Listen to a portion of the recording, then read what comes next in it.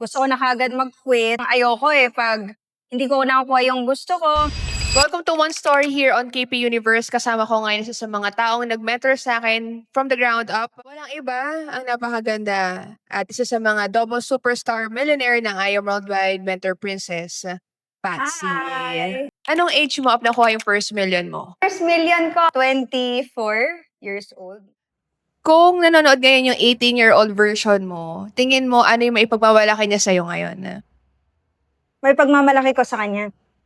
Or mapagmamalaki niya sa... Teka, kailangan ko ata na asay ba? And kung nanonood yung 18-year-old version mo up ngayon, ano yung tingin mo magiging proud siya sa'yo? Number 1, hindi ako nag-give up.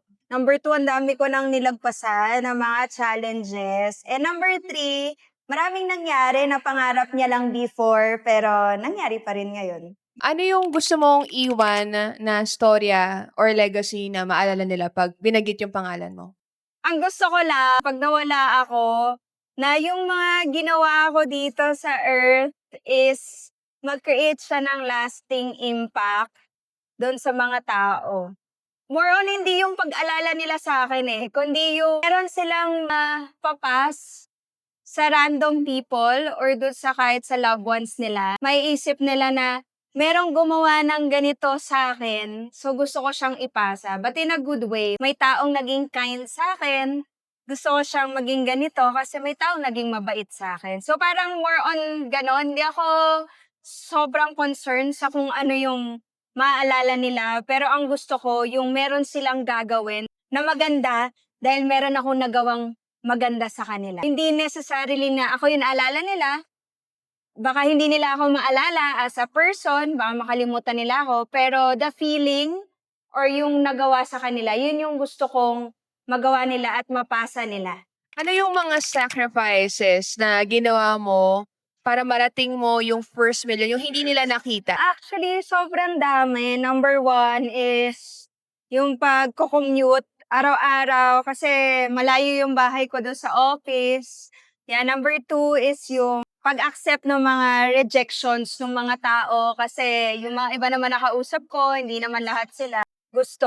And number 3, yung araw-araw na gawin yung isang bagay kahit hindi mo pa nararating or hindi mo kagad nakukuha yung mga gusto mong mangyari.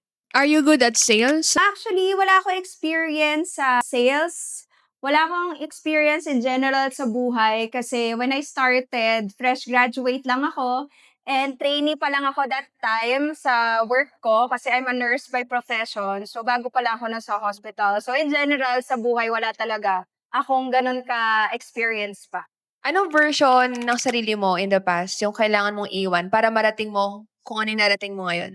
Number 1, yung being impatient. Kasi before, parang ayoko pag hindi ko nakukuha yung gusto ko na kaagad mag-quit. Gusto ko every time na may ginagawa ko, may nakukuha na ako agad in return. Tapos number 2 is yung pagiging hindi organized na tao. Kasi before, sabog-sabog yung thoughts ko.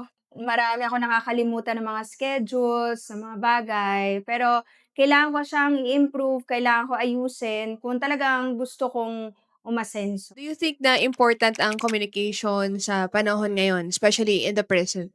Yes, it's very important. Ang daming ways to communicate. Social media, aside sa social media, yung sa calls. So, kumbaga lumilit yung mundo natin. But sometimes, yung social media, siya rin yung dapat na nag-improve ng communication. Pero sometimes, yun din yung nag-aalis ng quality communication sa atin. So, kailangan talaga nating maging mas conscious na makipag-communicate ng maayos sa mga tao. And yung ibalik pa rin or nandun pa rin yung personal relations sa kanila. Yung pagbibuild talaga ng genuine na pakikipag-usap sa mga tao.